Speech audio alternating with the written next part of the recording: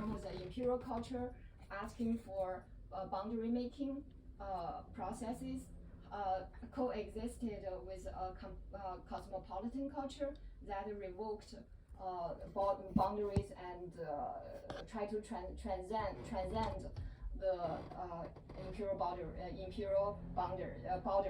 borders.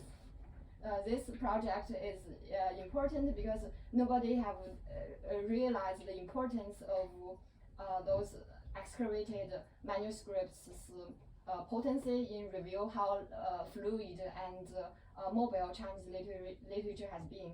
I also created a scholarly dialogue with previous discourses like literary synthetic proposed by Victor Mayer and Sanskrit sphere proposed by Vic Danicky, as well as Shishu Mei's modern Sinophone studies.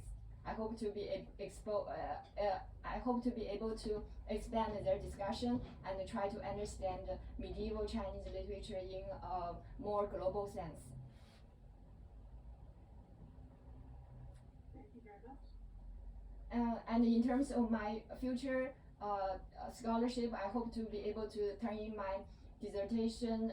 I hope to be able to turn in my dissertation into a book and submit my book proposal in spring 2025. Currently, I have two journal articles under peer-reviewed journal under reviews in peer-reviewed journals, and I also have a edited book article in progress. Oh, I'm happy to to let you know more if you want to know more about my research. That sounds good so far. Do you have something projected after you're done with your dissertation and the book that comes out of that? I hope to be able to undertake my second book project on the shared cultural legacy, Chinese cultural legacy among northern and southern Song dynasties, as well as around it and its neighbors like Khitan Liao, Zhichenjing, and Target Xixia. Those neighboring states of the Song dynasty invented their own script. At the same time, they also use Chinese literary resources to make claims and deliver their literary voices. So I found the cultural resource in Chinese is quite interesting. However, at the same time, those states, because of their coexistence, they try to compete with each other in terms of literary competence and achievements. So I hope to be able to say how they compete and work together with all the literary sources in Chinese. Nice, thank you. On to the next question. What role do concerns about cultural appropriation play when teaching a comparative Chinese literature course? And how has your scholarship or training addressed or historicized these concerns? Oh, I see. I found cultural appropriation is very common in literary exchange and cultural communications. Of course, it's very, I see it a lot in the portrayals of Chinese, especially in Western media. For example, in the movies in the 1960s, a lot of Orientalist gazes were put on Chinese women and the Chinese nation. But recently, after Edward Said's Orientalism, scholars in the field of China studies has been discussed the implications of it and how to redress the problem. So I hope to be able to, in my research and in my teaching, to tell students the motivation behind the cultural appropriation and the problem with the cultural appropriation. Yet I found that cultural appropriation could be changed to cultural appreciation. So, for example, in my study, Japan imported a lot of mistaken Chinese culture, but because the the original Chinese sources were destroyed in wars or in fire, the sources left in Japan became somehow become the only available extant resources for scholars like me. So that kind of cultural appropriation turned out to be a blessing for the future resources. and so in my research, I addressed the limitations of those sources, but also as well as the potential of those materials. So another problem about cultural appropriation is biased representations. For example, in my research, I discovered that Chinese has recorded a lot of minority ethnic groups. Because those minority ethnic groups disappeared in history, the Chinese sources become the only available source for us to understand how history was constructed. So I hope to be able to use my scholarship and in my teaching to tell students and to tell the scholarly community what are the possible biases and what are the possible justice that the Chinese records have done on those ethnic groups who disappeared in history.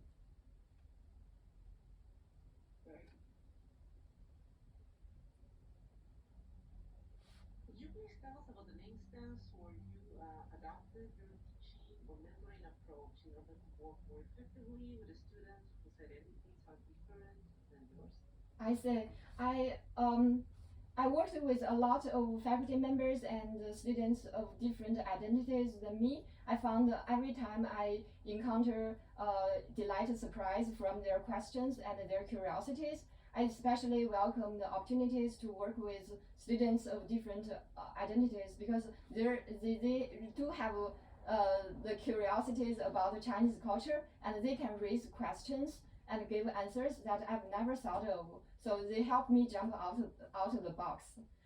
In terms of the cases, how to teach the students of different identities, I would share the same scaffolding knowledge with students of different cultural backgrounds, and to give them to make them on the same page in order to understand certain concepts or notions in Chinese literature and culture. And then I would encourage students to share opinions in small group discussions. So in this kind of low stake conversation, students can express their ideas and thoughts freely. Then they will put their thoughts in the forms of keywords on Blackboard. Then with the Blackboard keywords, I would give them brief comments and elaboration. So I hope to use I will use those keywords to guide my teaching in the Chinese literature and culture. I also found that the open-ended questions are very useful for students. For example, some students ask, "Oh, why women in pre-modern Chinese history are bound, have bound feet?" Then I would say, "Oh, did you see any other restrictions on women in other cultures?" And then we would discuss the similar origin or motivation for those practices. So I found this is enrichment of pre-modern Chinese. This kind of students' contribution of their perspectives enriches our discussion and give a very in-depth conversation in my class. Another practice I did in my previous teaching is to offer feedback in written forms, to solicit students' feedback in written forms, so students can express their ideas that they don't want to share with their classmates in class. For example, 2 weeks ago, when I was talking about Chinese race and ethnicity, in my course, Modern Fiction and Film, Modern Chinese Fiction and Film at MIT, some students brought up the affirmative action and claimed that the Chinese Americans shouldn't be affected by the removal of this affirmative action, because Chinese students they really work hard and they can be the top. And then some students put their feedback saying, "Oh, this is an ignorance of that kind of comments ignores the needs and of the Hispanic and African American people's needs." Then in the next class, after getting the permission of that student, I put his comment in my slide and say that our class does not promote sino-centric perspective. we offer a Chinese perspective among many perspectives. So when we discuss questions like affirmative action, we should also consider, even if some of you are Chinese-based, Chinese identifying students, and you are working hard, you shouldn't ignore the perspectives of other ethnic groups. So I've considered those approaches effective in my in teaching students with different identities than mine.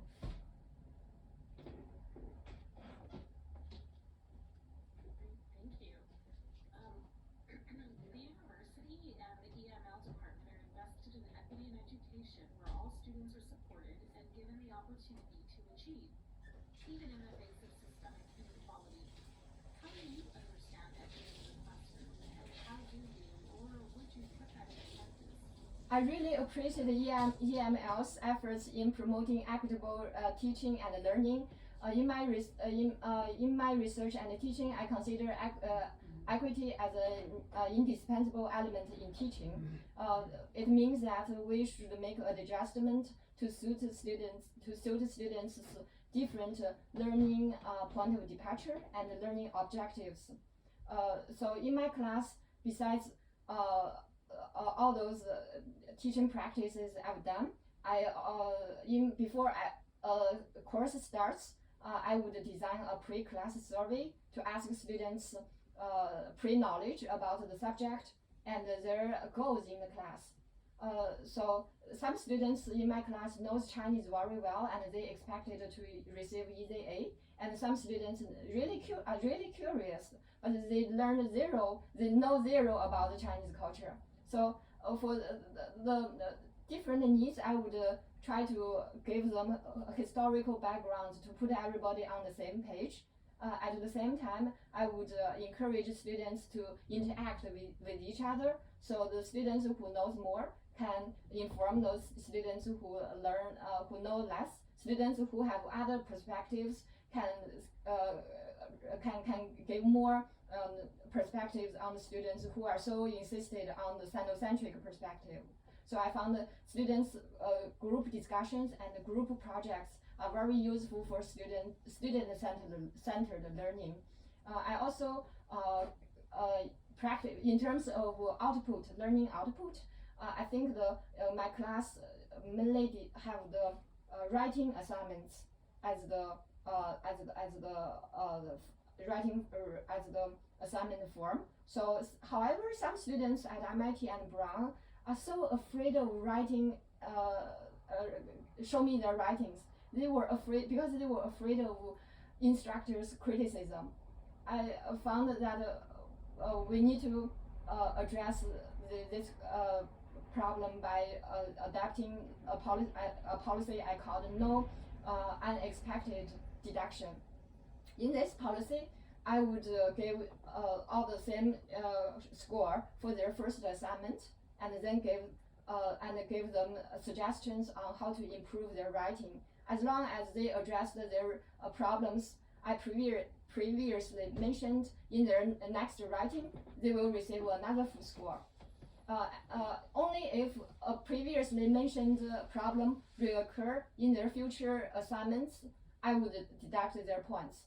In this way, even the students with the poorest writing skill improved dramatically over the semester.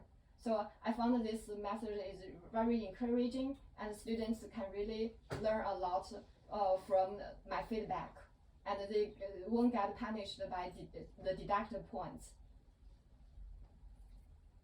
So this is the way I think that equitable teaching and learning take place in my courses. Thank you. So we talked a bit about your teaching and research, and now we would like to talk about service. What are your experience and interests in the area of service for the department and university, either in terms of existing programs or new ones? I have served several committees at Brown University and founded a student organization.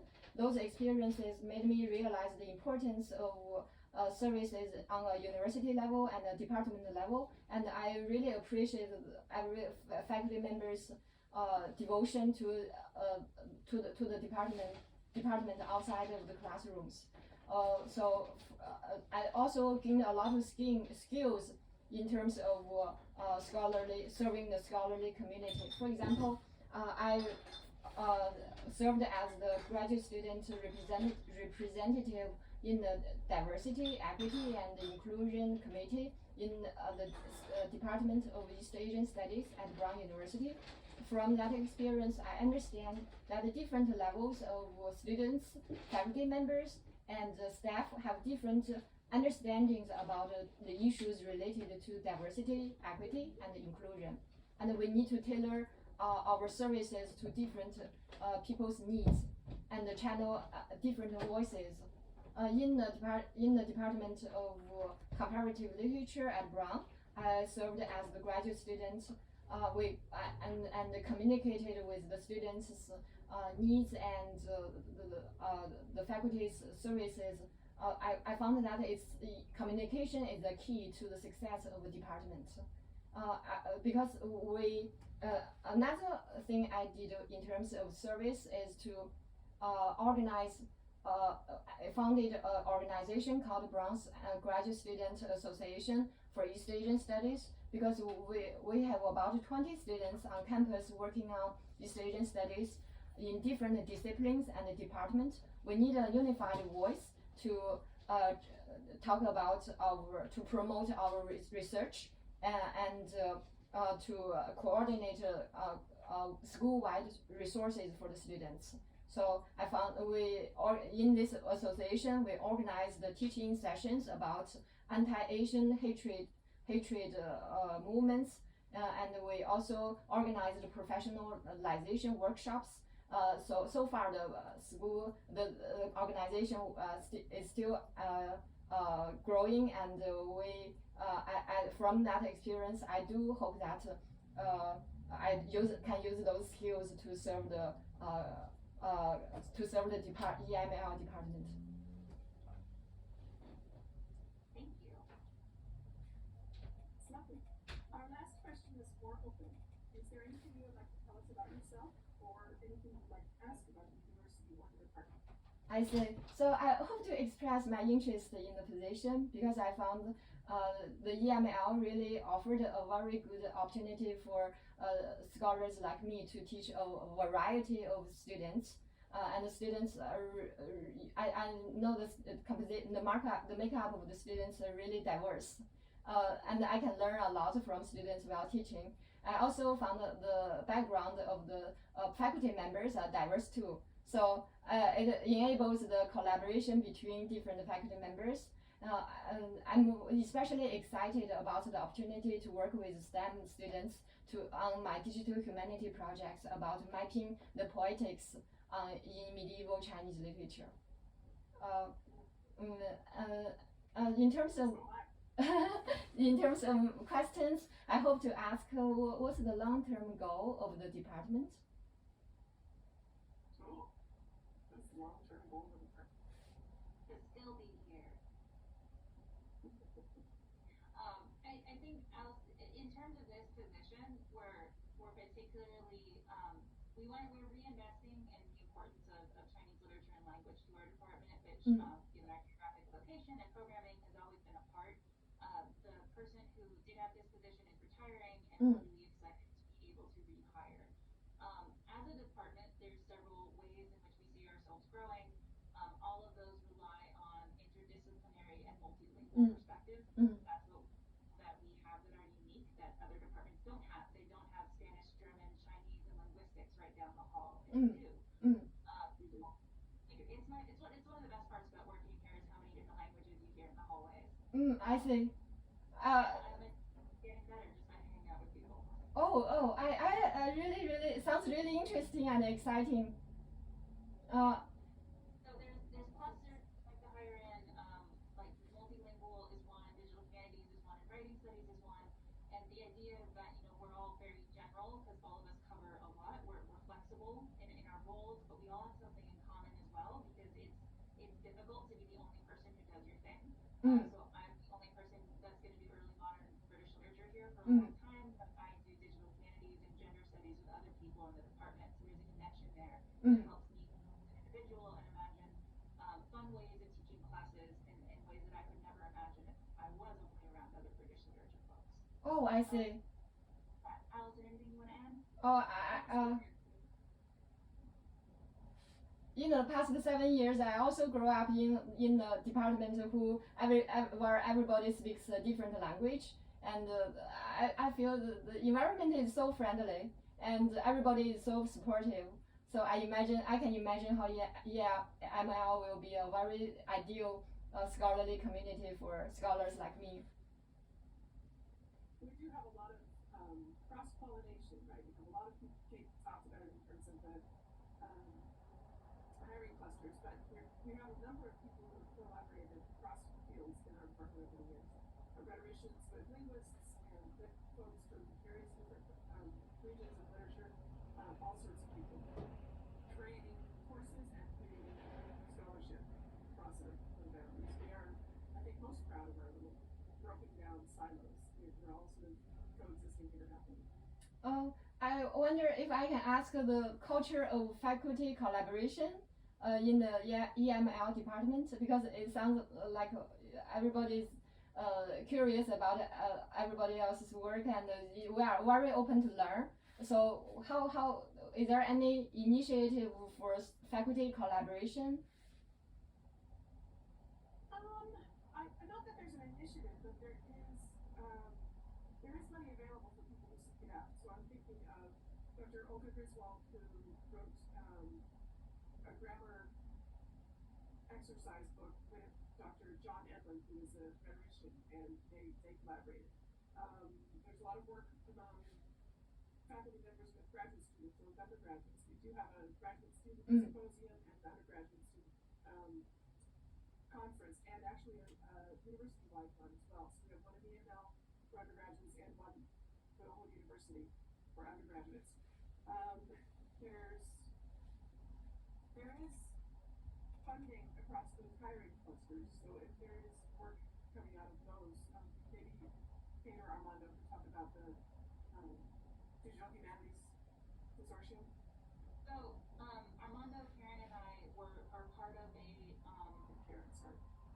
there's 2 clusters, different people on different things. So like across the system, there's a bunch of digital humanities folks who have been working together, and we went for system-wide grants to try to build collaboration, because the number one thing we all lack in academia is time.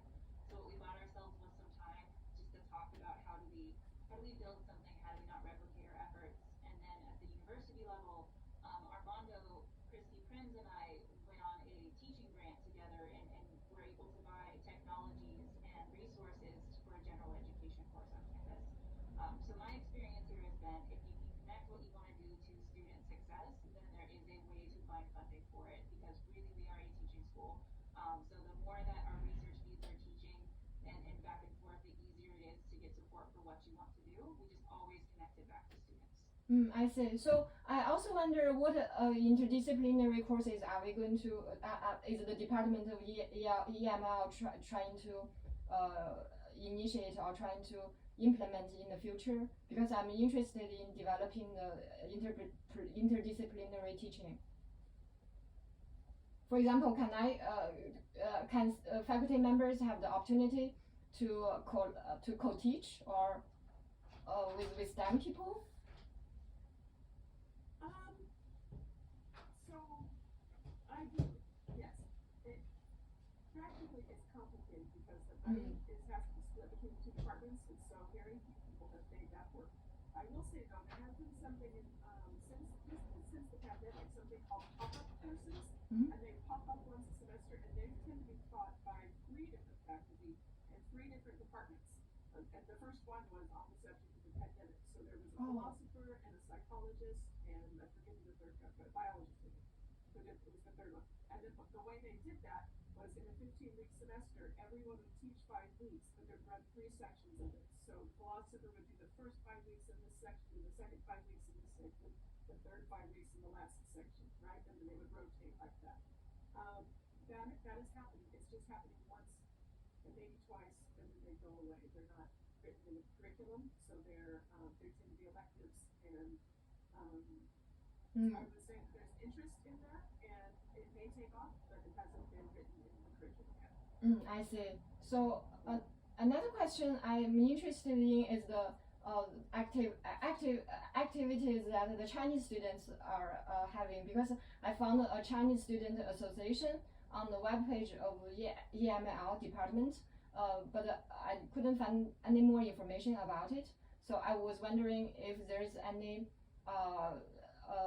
activity or events for Chinese studies or for East Asian language studies.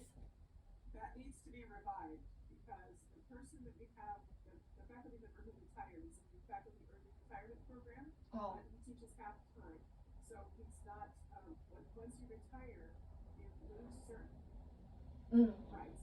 And the only other person teaching Chinese for us right now is a part-time lecturer, so we can't add to her workload, right? And she's not compensated for external service and things like that. So we're really kind of a limbo until we hire somebody new to take on those sorts of things. I see. So I will say that like university-wide, there are initiatives like there's an Asian American Pacific Islander cultural center, and our cultural center has a really fantastic places. There's a queer cultural center, and there's ones for like our Latino students and our Black students and women. I was like, wait, I'm missing one. So there's things on campus, and we have a really strong population of East Asian and South Asian students, and either culturally, ethnically, or actually international students. So there's a lot going on, and we lost a couple of our clubs during the pandemic. We have rebuilt them very wonderfully in the last 2 years, so you would not be alone in doing that. It is definitely important to us because it shows the students the values of being part of communities, not just in our classes. And we see strong correlations between feeling like they belong and persistence in staying in their courses and finishing their degrees. So we are very invested in that, and we support you in helping regrow these programs. I see, because I organize the students' activities at Brown and at Dartmouth as well as at MIT. I hope to be able to transfer the skills I learned from those experiences and try to foster the sense of belonging in the EML department. We would welcome you. Are there any other questions that we can answer for you? I see. So how many let me think. So currently, how would the students come to the department? For example, do we have general requirement courses in the department, or do we only give elective courses like Brown? So we do have general education classes that our department serves. A lot of our general education classes are in writing, critical thinking, languages, and literature. We can recruit from that pool. It's not always the most successful for a variety of reasons, but a lot of our recruitment efforts have been focused on working with local high schools. We're trying to grow our presence right now, along with events with these high schools and programs like dual credit classes that we're kind of focused on, like our Shakespeare class, for example, our Shakespeare festival brings in students from local high schools and they perform Shakespeare. So we like to try to do outreach that way, but we do get a wide variety of students in our general education classes. My most successful stories have been convincing people to get minors, which I love doing because building writing and communication skills is incredibly useful. And we also have a strong number of language minors for obvious reasons that, facility with additional languages is highly valuable. So that's usually where we see our interdisciplinary recruitment. I see. So they do have a general requirement for the literature courses. I see. So how about higher level courses? What would the enrollment look like, and how do you expect the teachers to teach those courses? So we kind of have two categories of upper level courses. There's writing intensive courses that have smaller caps, and those are usually capped at 25. Oh, I see. And we have general education classes that we have a small number of upper level gen ed classes in which there is a writing component but not writing instruction. And those are capped at 35, right, Allison? Ish? Okay. It's been a minute. About 30. Yeah, okay, 30. It's been a minute since I taught one. And then we have literature seminars, which are usually around 25 as well. So when we have writing intensive classes, we've been pretty good about keeping the numbers down. Although 25, I think for everyone in the room, prefer it was closer to 20.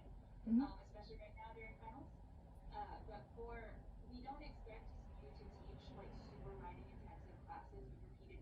with 37 students.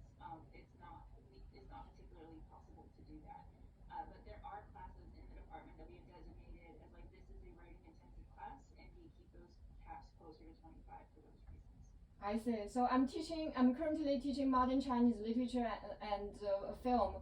It's also communication intensive humanities class at MIT. I found that I'm very adjusted to the rhythm and workload of courses like the one you described. So I hope to be able to contribute.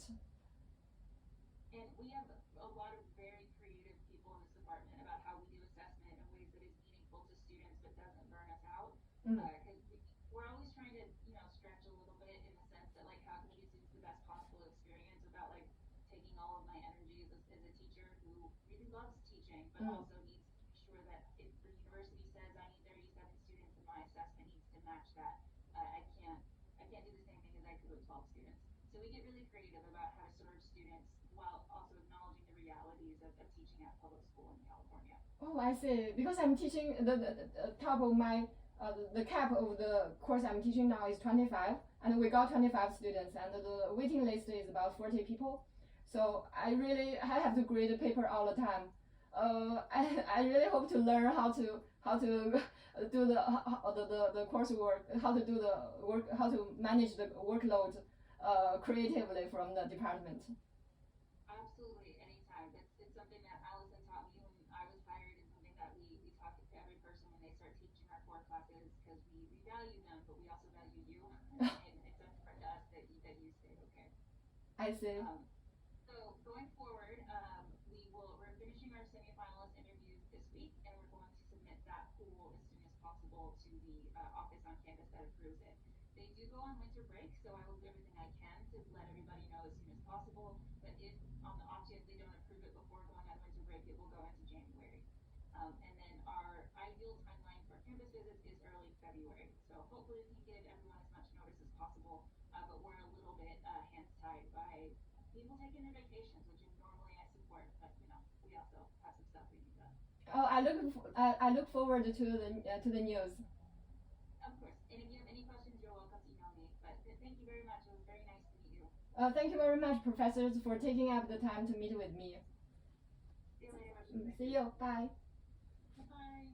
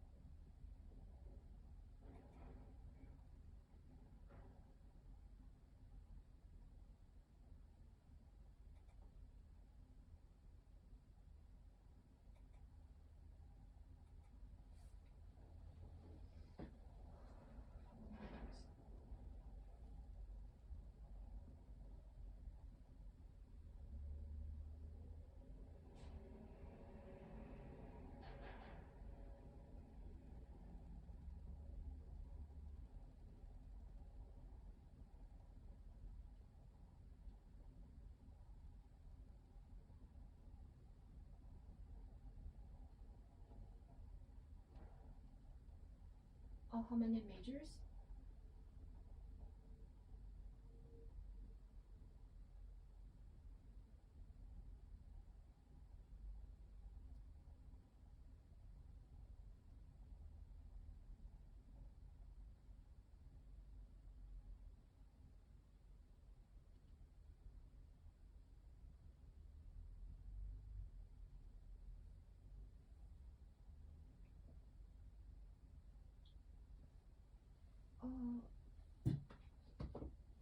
Forces, low reproductive sources.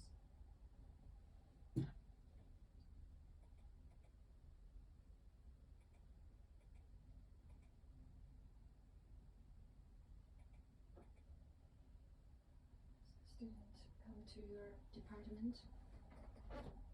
creative.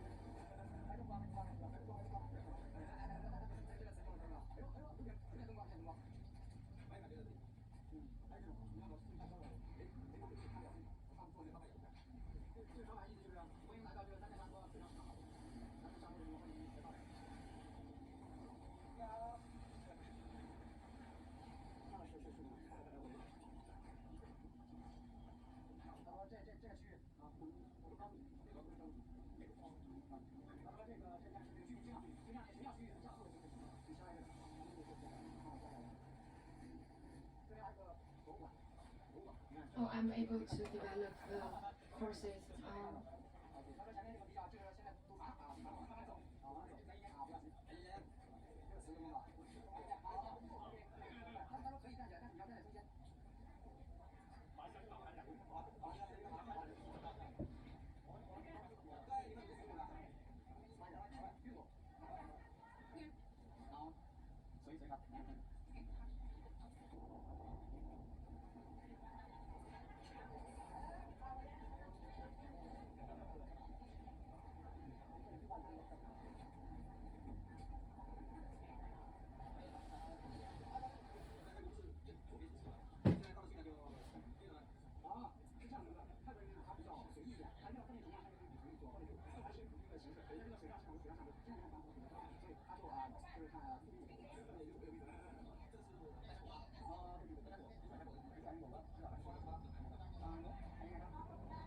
Still in the job interview mode.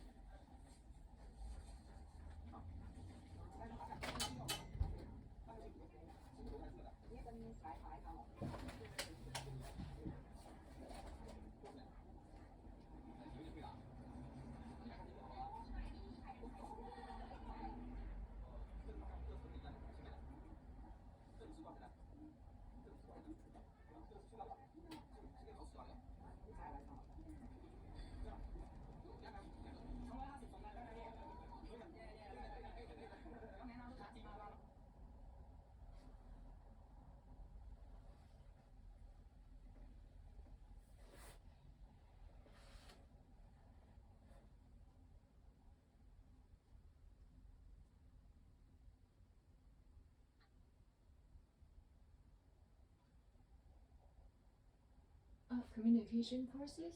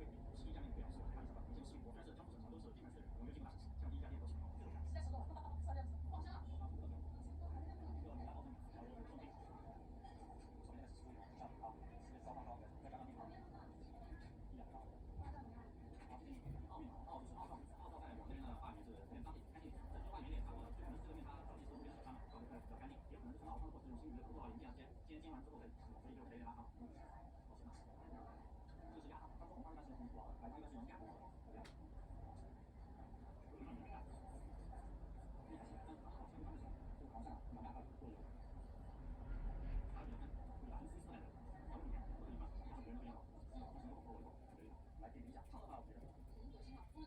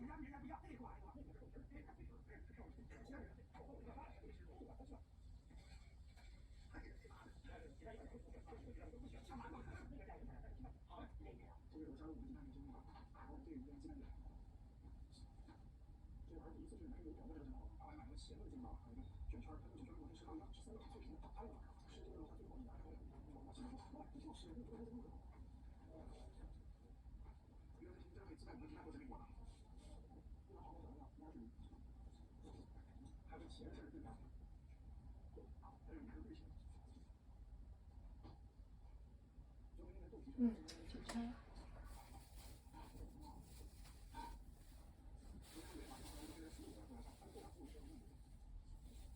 Confirmation.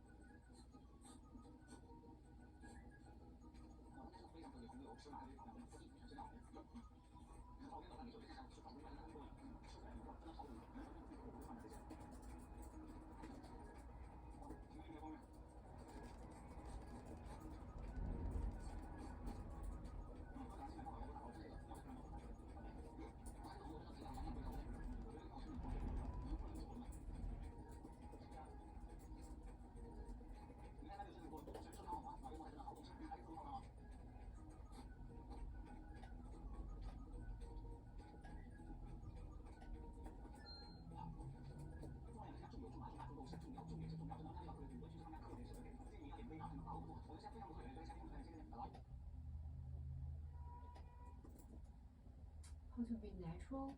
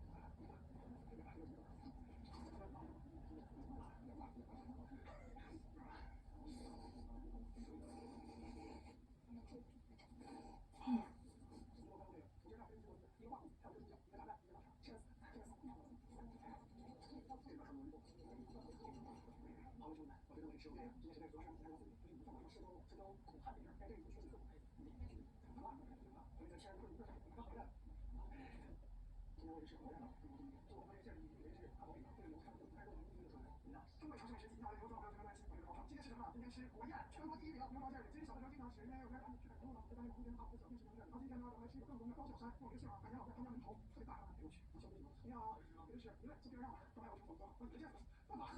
小时候吃原来那国道小破地儿。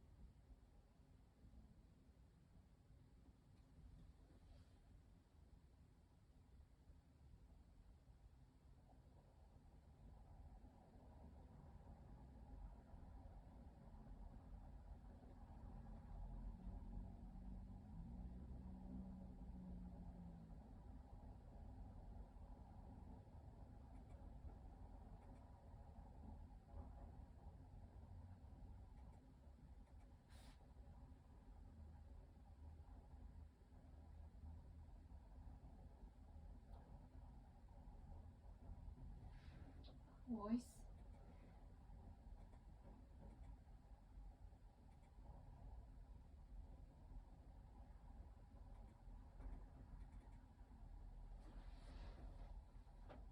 Oh, yeah, EML.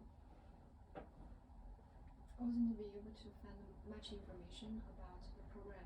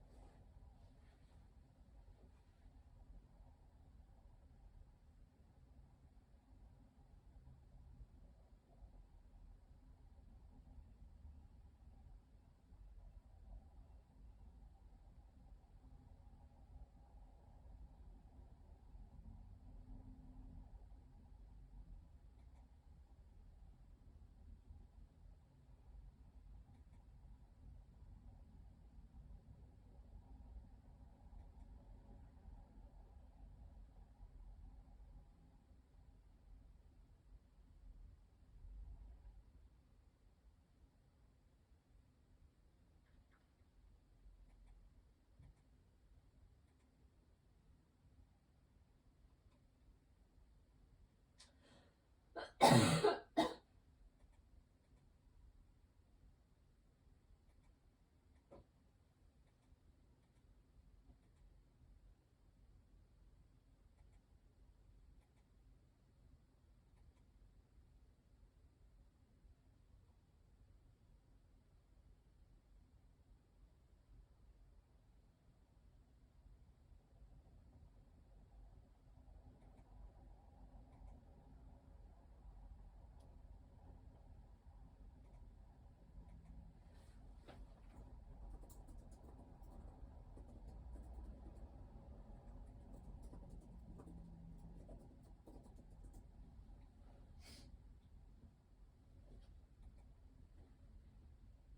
students on the wait list.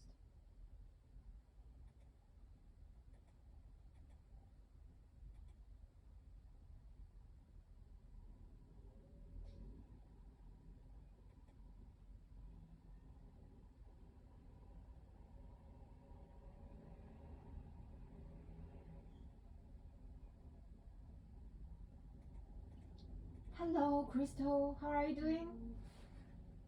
Good, how are you? Oh, just very relaxed now. Just after the very stressful time. Mm, Good, good. Do you think it went well? I hope so. We will see. Me too.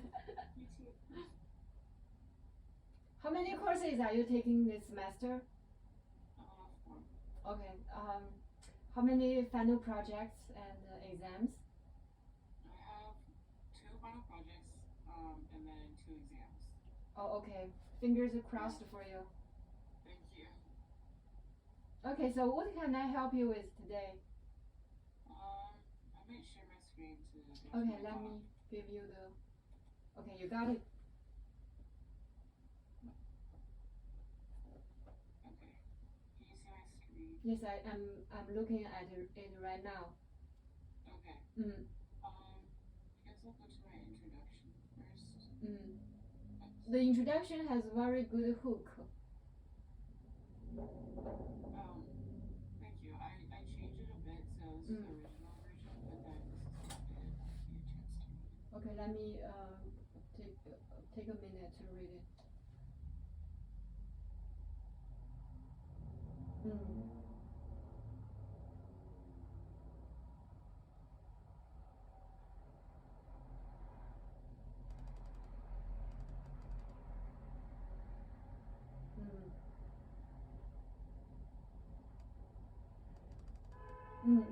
I found the first 3 sentences laid out a pretty good understanding of the movie in general. So, do you have a specific question raised in the first paragraph? Yeah, I'm struggling to solidify what my thesis is, or the topic substance of the entire paper. I'm saying this might be, but I'm not sure how I should incorporate the certain film techniques or really argue what I want to explore, which is these 3 topics. I think the topics are good. The juxtaposition can have many results because the 3 topics are really, really big. So, what specific you want to argue, and do you have a question in mind you want to pursue? It's an answer. For example, identity, love, and stage and reality. Oh, you are juxtaposing 4 elements here. So, how? Okay, can you use the 4 keywords to form a question?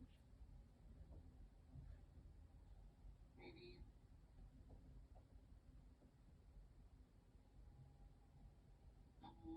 How does the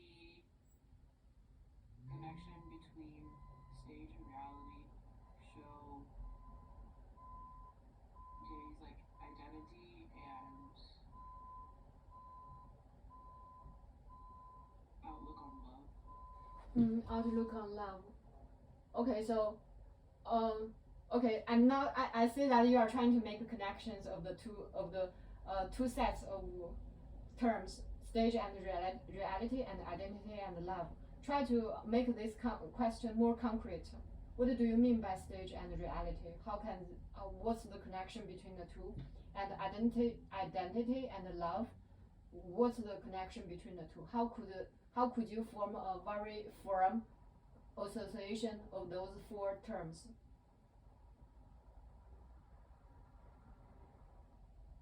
Because by juxtaposing multiple elements, we are expanding the topic to a very wild range. But we may need a focus here.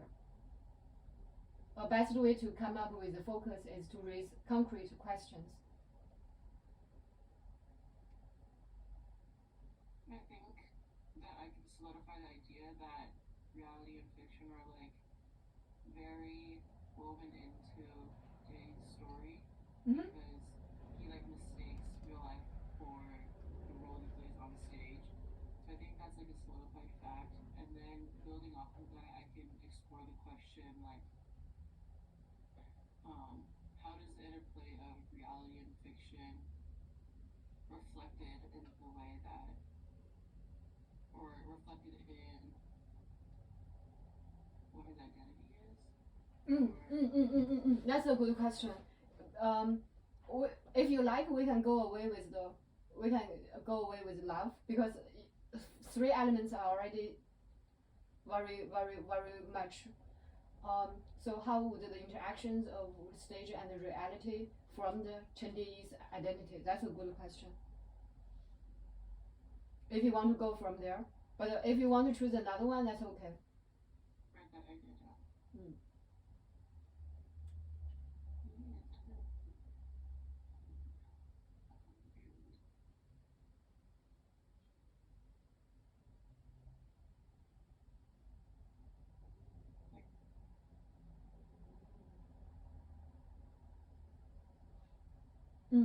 Then how would you like to answer this question? Oh, I see you have a very sophisticated outline. Would you like to explain that before I give you very springboard questions? What do you mean? I see that you have a outline below. Is that? Yeah. So do you want to explain a little bit? It seems that you've already. Okay, sure. Yeah. So right here, I think I only fleshed out like the identity part, but one aspect is just the way that he is vulnerable, like in private, with like the scene where Shuko is helping Phil to like wash away his wounds, and then it's like right after he refused to say that he's by nature a girl.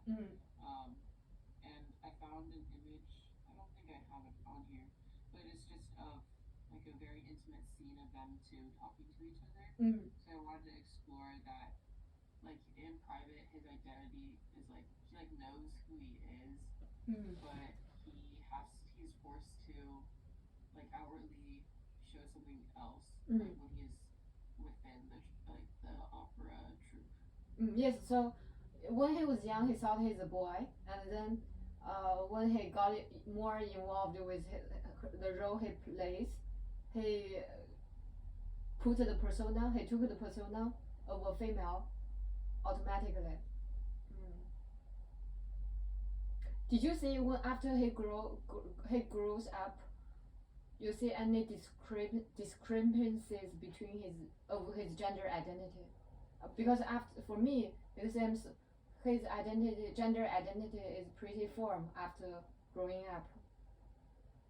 Yeah, like before when he was younger, he was like kind of very against it, but I guess when he grows up, he embraces it. So what does it? Yes. So I think like maybe to like address the question, like the role he played, the fictional role he played, kind of was brought into his reality and made him change his identity. Or not made him change, but kind of influenced the way he saw himself. Then how would you define femininity and masculinity in the movie?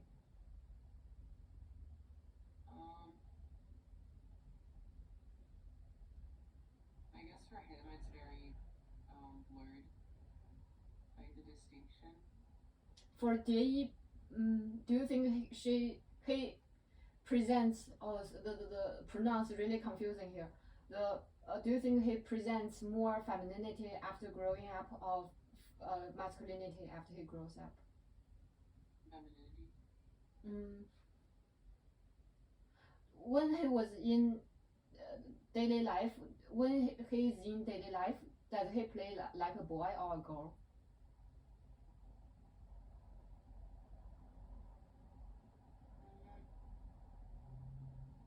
I feel like it's, I don't know if I would say it's strictly one, but it's very different from, wait, who's the other? Xiaolou. Xiaolou, yeah. Xiaolou presents as very masculine. So you can see there's a difference, but I wouldn't say he's like one or the other. I see, because we have a quintessential female, Xiaolou's wife. So you can see the difference between Xiaolou's wife and Jie. Jie is not 100% female in reality, but on stage she is a female. So he is a female. So his stage identity influences the way he behaves in reality, even though his clothes still portrays him as a male. Yes, this topic is really interesting. Okay, let me see what you wrote here.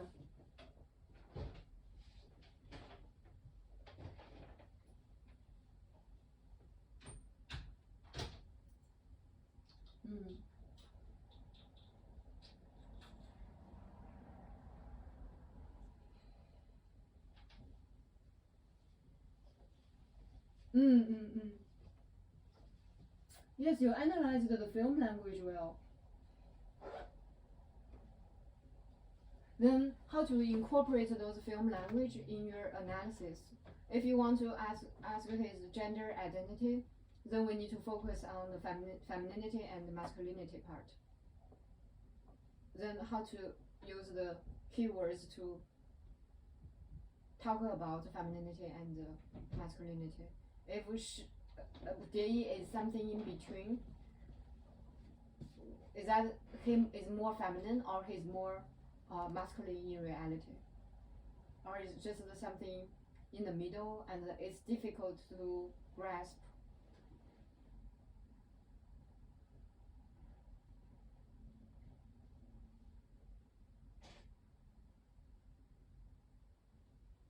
I still need to find a scene, I think, to kind of show that in betweenness.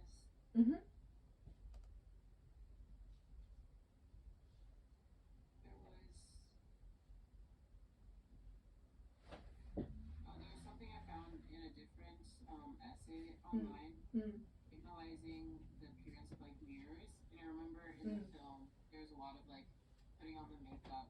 So I think maybe kind of analyzing how the shots show. I remember there's a shot that showed like multiple, that was called, I forgot what it's called, but it shows like multiple faces. There's a term called mirror shot. You can search online. It talks about how mirror reflects multiple identities. Yes, if you want to use mirror, it's another topic, but you can tweak your current argument to the mirror shot analysis. Let me think if the mirror shot reflects gender problems or identity. So what's the function of mirror shot? Showing two different points of view of the same thing. So like, in a sense, like maybe I could find a scene where he's applying makeup and there's like a camera from the back where he seems more masculine, but then with the makeup he seems more feminine. And say that this contrast.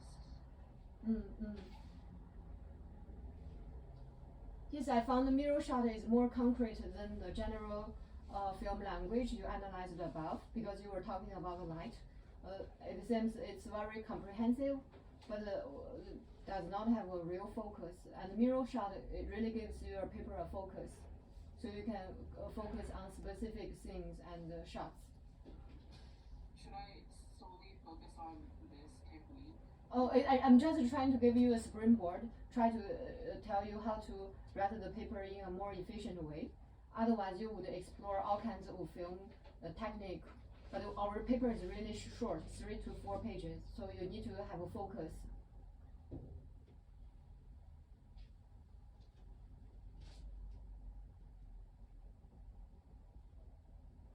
Okay, I'm reading the paragraph you put here.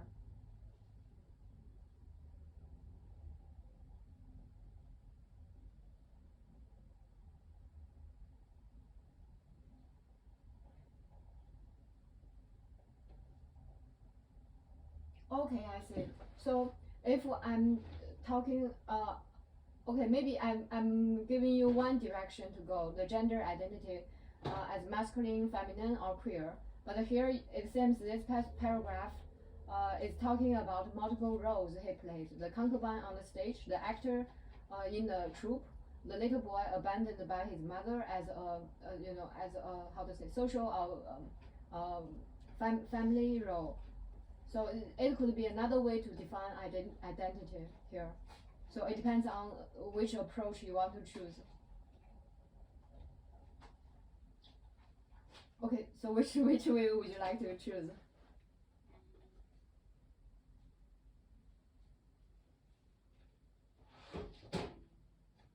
I was wondering how much I can explore within like 3 to 4 pages. Because can I explore different aspects of identity? Okay, elaborate on that. I'm interested. For instance, maybe I see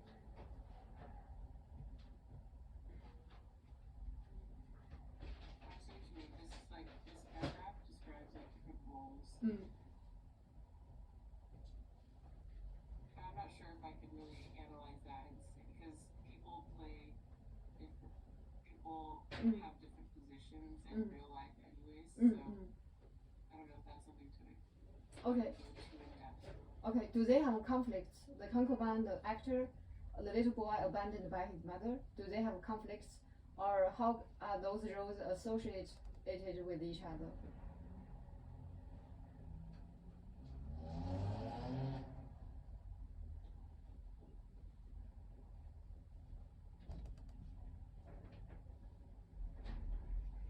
I don't think they have too much qualification. So the actor means the concubine is a facade. It's not real. The concubine, even though the more he plays the concubine, the more convincing he plays the concubine, the more he put his real self in the actor's role. The little boy abandoned by his mother, perhaps it has overlap with the role of the concubine because they both pursue love or pursue intimacy. However, the role of the actor is really ironic because it means everything is just a role play. It doesn't mean much. It is different from the genuine and sincere emotional reaction. So perhaps those roles both have overlaps and conflicts. If he wants to play the little boy abandoned by his mother, he will complain a lot. Yes, he does complain a lot in private times. But he's also a successful actor, who have all kinds of political and cultural privileges in life. As the concubine on the stage, he has no choice because he has to sacrifice herself. The Yu Ji has to sacrifice herself for the success of, or for the survival of Xiang Yu, or the king of Chu.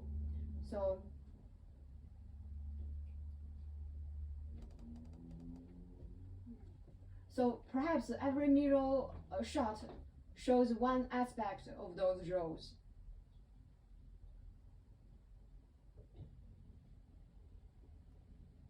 And shows the connection between shows the paradox of performance and authentic life.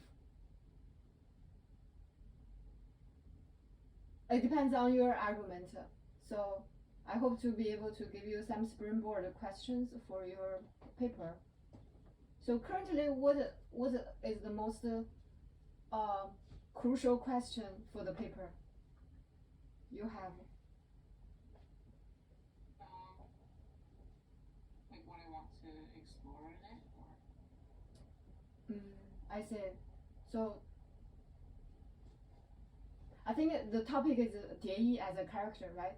We narrowed it down here. And what aspects do you want to explore on this character? I think I'm really intrigued by like his identity in the sense of like queerness and the interplay between like femininity and masculinity. So how do you understand queer?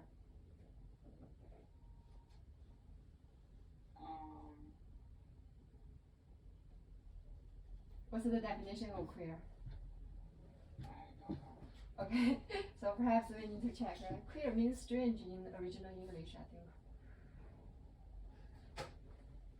Strange, odd. Doesn't correspond to established ideas. So what's the established idea of sexuality?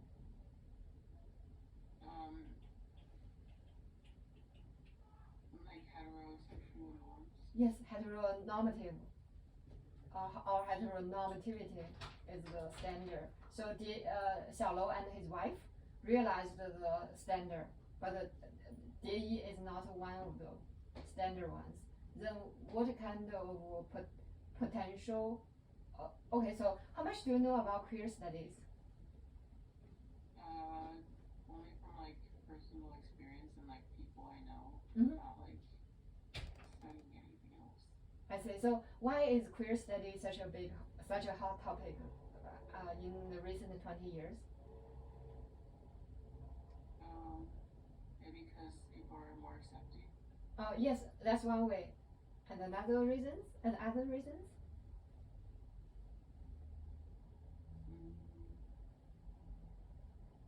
sure. So it gives us a window out of the heterosexual.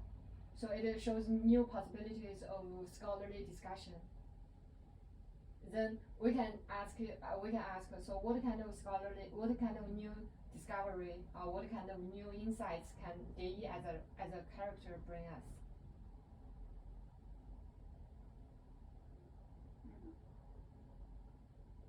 So in terms of the politics, what Yi shows in the movie? In terms of like what does he show? Yes. Do you think what is his political idea?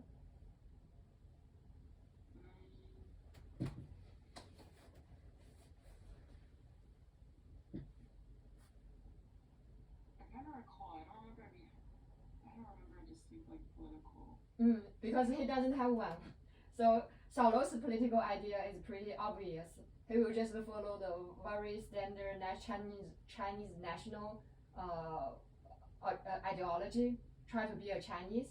Try not to play with Japanese agenda. But Yi doesn't have that kind of restriction. Yi thought, as long as the Japanese people loves Peking opera, I will still perform to them. And Xiaolou was very Xiaolou follows the trend of Cultural Revolution.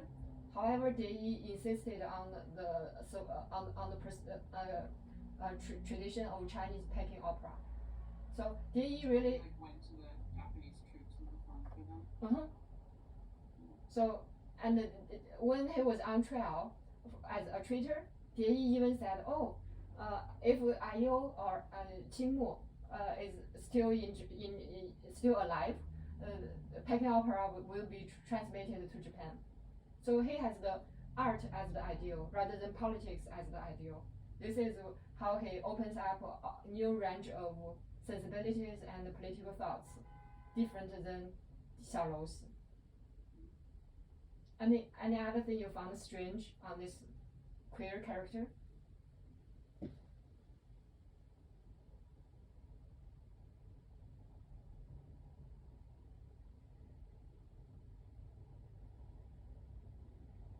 One aspect is like I think he doesn't outright say that or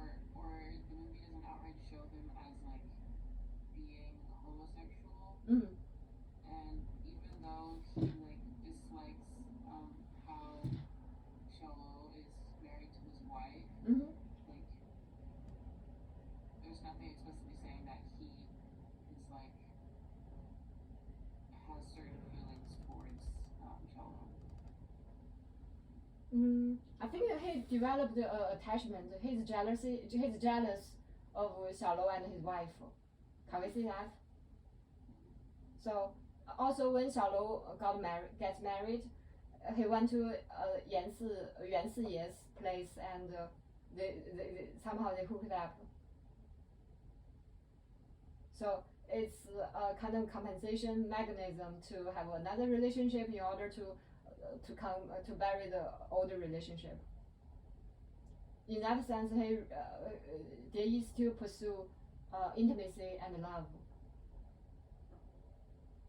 So he still try to perform himself. He still try to imagine himself as Xiaolou's lover because he doesn't have any other choices.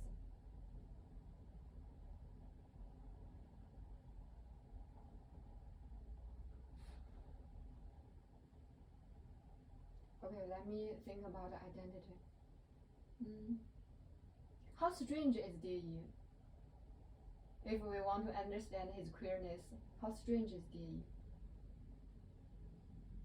I feel like I have to compare it to other people who played Dawn characters to like get a sense for how unusual he is. So in the movie, how queer he is? I'd say pretty much so compared to the other characters I've portrayed. In what sense is he queer?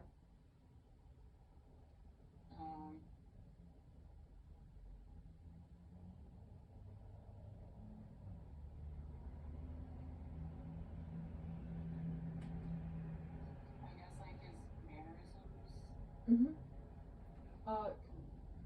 Okay, elaborate on that.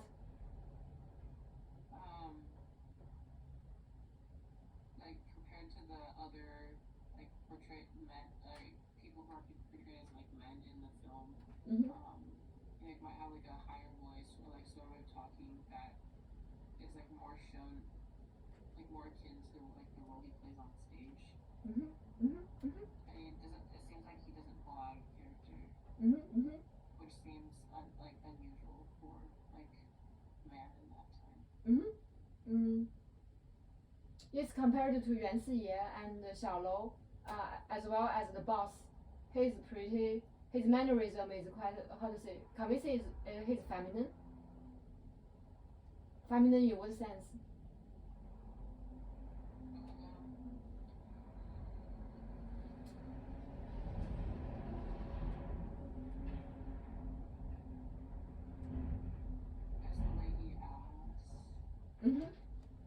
Okay, so in terms of social roles, do you think he's feminine? How would a female what's the role of females in society?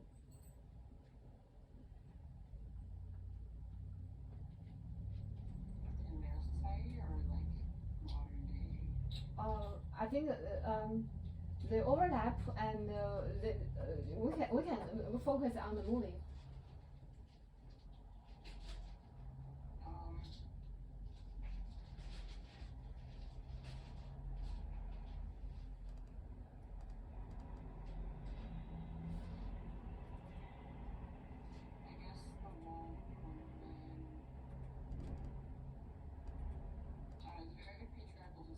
So, in that sense, to like meet the needs of like men as like wives and mothers. And like there's like this scene of I don't know how to call it, but where all the women are like where does Shallow's wife come from? Where is she working? oh, she was a prostitute. How to say courtesan, a higher level prostitute. Yeah. I guess that's another role. I see. So, they were subordinates in the society, and they were in a very exploited and how to say exploited role. So males have higher status, but the female has lower status. Jie was originally born as a boy, right? However, then why would he choose to have the feminine mannerism?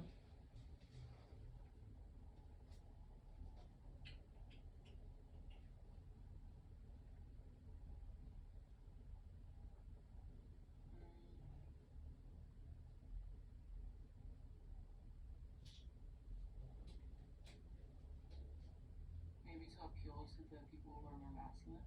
I'm not sure.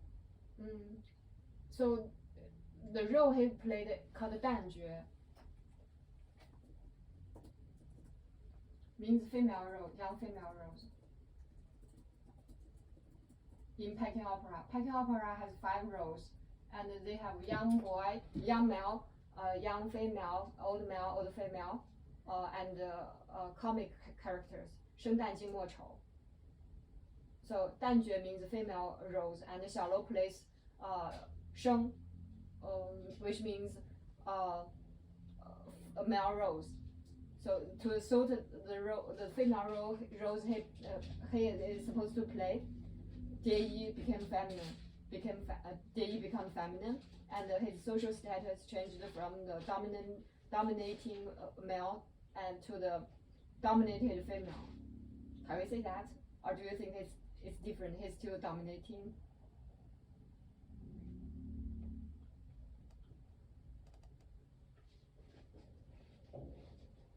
I feel like socially do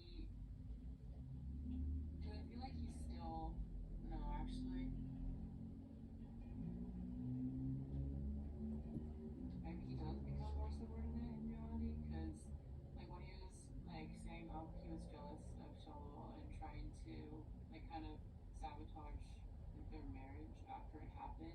I don't think he was well respected by the other men. So in that sense, his dominating male role is undermined by the role he played. So you can talk about how his role on stage undermined his masculinity in reality. Right? That's one way to approach the topic you are talking about.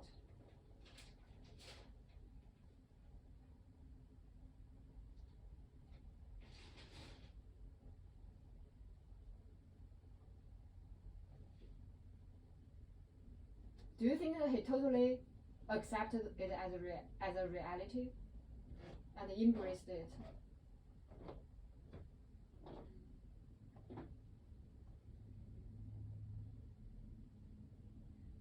My initial reaction is no. Mm. I think, I don't know, maybe he still like wants to keep like the respect that I guess masculine like holds, but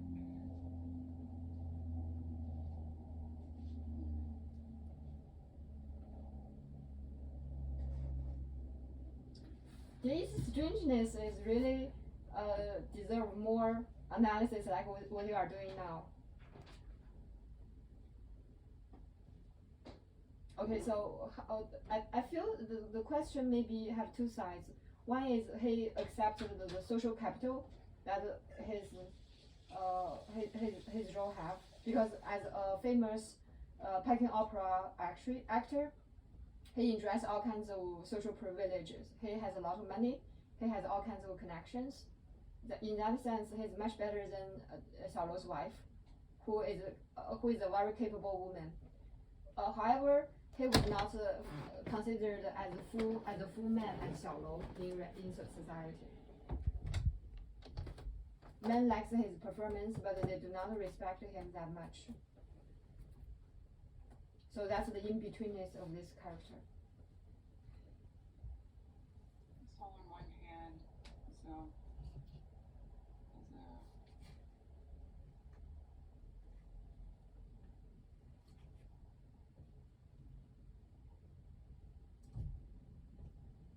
this is the one hand has wealth and status, and is he respected in society? Oh yes, that's the question you can explore. Is he very well respected in terms of masculinity in society?